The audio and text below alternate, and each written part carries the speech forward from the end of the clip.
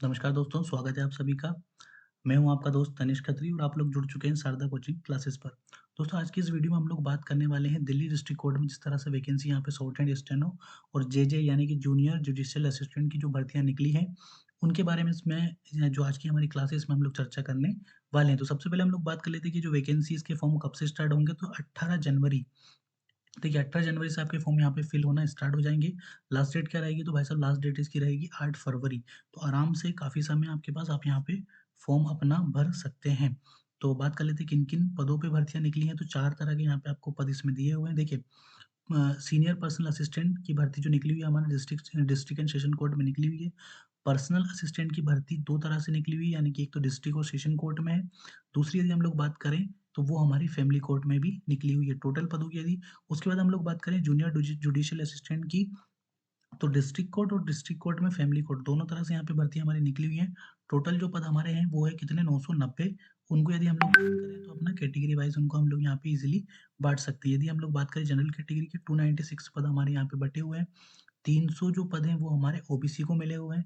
150 की यदि हम लोग बात करें तो ये हमारे एससी कैटेगरी को जाते हैं, और 115 जो है वो हमारे एसटी कैटेगरी को, साथ ही ईडब्ल्यूएस को भी 127 पद यहाँ पे रिजर्व किए हुए हैं। देखिए दिव्यांगजनों की बात करें तो काफ़ी अच्छे पद उनके भी यहाँ पे रिजर्व किए हुए हैं। 8 फरवरी को आपको 11 बजे रात से पहले इस फॉर्म को किसी भी हालत में भरना है। कहाँ भरेंगे? तो देखिए साइट आपको दी हुई है यहाँ पे, ये DSSSB ऑनलाइन पे आप जाएँ, यहाँ पे अपना फॉर्म इज़िली आप फिल कर सकते हैं। चलिए बात करते हैं कि किस किस पोस्ट के लिए जो एक्सपीरियंस है वो कितना माँगा गया है, ठीक है? और जो स्किल टेस्ट होगा वो किस तरीके से होगा, एज लिमिट क्या है, पे स्केल क्या है, सारी जानकारी हम लोग यहाँ पे रखते हैं, ठीक है? तो जब सबसे पहले हम लोग बात करते हैं सीनियर पर्सनल असिस्टेंट की। सीनियर पर्सनल असिस्टेंट की जो भर्ती है, इसमें ये कैटेगरी वाइज़ आपके यहाँ पे पोस्ट निकली हुई है। टोटल 41 पद इसके यहाँ पे निकले हुए हैं। पे स्केल काफ़ी अच्छा है इसका, देखिए यहाँ पे आप, है ना? उसके बाद यदि हम लोग बात करें तो शॉर्ट हैंड का जो इसमें स्किल टेस्ट होगा वो 110 वर्ड पर मिनट की स्पीड से होगा। साथ ही आपका इसमें 40 वर्ड पर मिनट की स्पीड से आपका टाइपिंग टेस्ट भी हमारा यहाँ पे होने वाला है। एज लिमिट कितनी रखी गई है?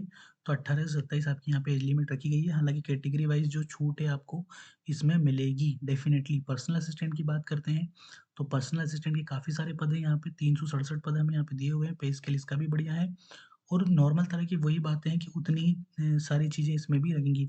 हालाँकि इसमें हम लोग बात करें तो जो शॉर्ट हैंड है वो 110 ना होके 100 वर्ड पर मिनट पे डिक्टेशन आपको यहाँ पे मिलेगी। तो अभी डिक्टेशन की बात हम लोग नीचे भी करेंगे, कितने मिनट की डिक्टेशन रहेगी, कैसे क्या उसको ट्रांसलेट करना है।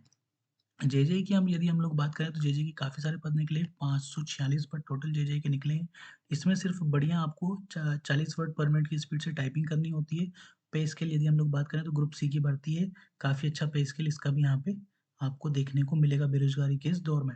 जेजेई जो फैमिली कोड है उसमें सेम टू सेम होता है हमारा।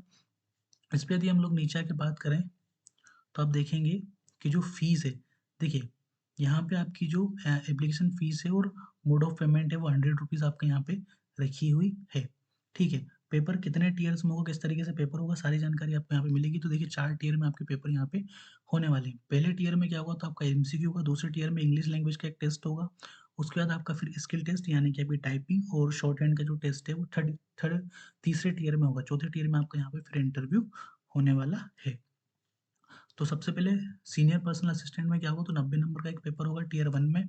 उसके बाद टियर 2 में आपका होगा 75 नंबर का पेपर, ठीक है? 90 मिनट उसमें भी हो, शॉर्ट हैंड होगी आपकी 110 में। साथ ही 40 वर्ड पर मिनट की स्पीड से यहाँ पे आपसे टाइपिंग भी ये लोग करवाने वाले हैं। उसके बाद फिर आपका यहाँ पे 10 नंबर का इंटरव्यू भी होने वाला है।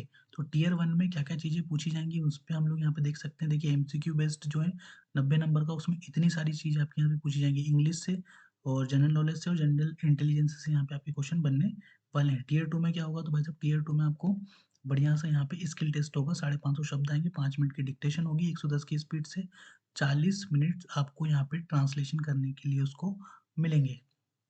उसके बाद गलती वगैरह की सारी जो जानकारी आपको 4% यहाँ पे गलती माफ़ है, देखिए यहाँ पे लिखा हुआ है ना? उसके बाद ये सारी चीज़ें आपको यहाँ पे दी हुई हैं।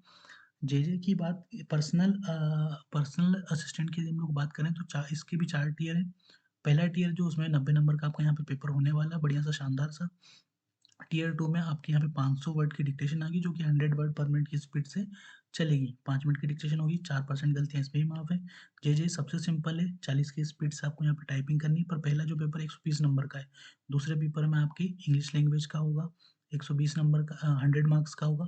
इस टाइपिंग आपको सिंपल सी 40 की स्पीड से टाइपिंग करनी है, 15 नंबर का आपका इंटरव्यू यहाँ पे दिया हुआ है। अब 120 नंबर में क्या-क्या आएगा, तो वो सारी जानकारी आपको यहाँ पे दी हुई है। पीडीएफ को ईज़िली मैं आपको अपने टेलीग्राम ग्रुप पे अवेलेबल करवा ही दूँगा, शारदा कोचिंग क्लासेस के। देखिए 300 वर्ड का आपको मिलेगा यहाँ पे पैसेज, है ना? उसके बाद ग्रामर आएगी आपकी और ट्रांसलेशन भी आपको यहाँ पे 20 नंबर का मिलने वाला है। तो मिनिमम जो कट ऑफ है कैटेगरी वाइज़ वो यही है कि जनरल कैटेगरी को 50% नंबर मिनिमम लाने हैं और रिज़र्व कैटेगरी को 45 है, यानी कि एससी, एसटी, ओबीसी और ईडब्ल्यूएस। ठीक।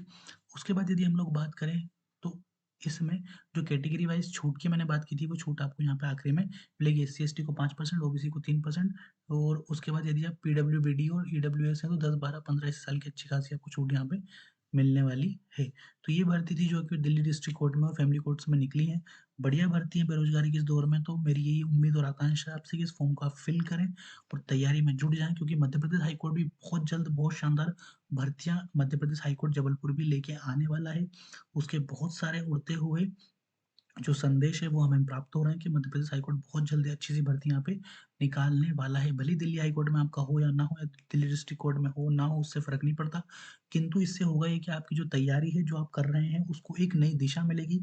आप कम से कम तैयारी में जुटेंगे तो सही इस उम्मीद के साथ, तो आपको डेफ़िनिटली मध्य प्रदेश हाईकोर्ट में इस भर्ती का फ़ायदा मिलेगा। तो आप अभी से तैयारी में जुट जाएँ, डिक्टेशन वगैरह लिखने लग जाएँ स्टेनो की और अपनी जो पढ़ाई है वो जारी करें, क्योंकि पढ़ाई कभी व्यर्थ नहीं जाती है।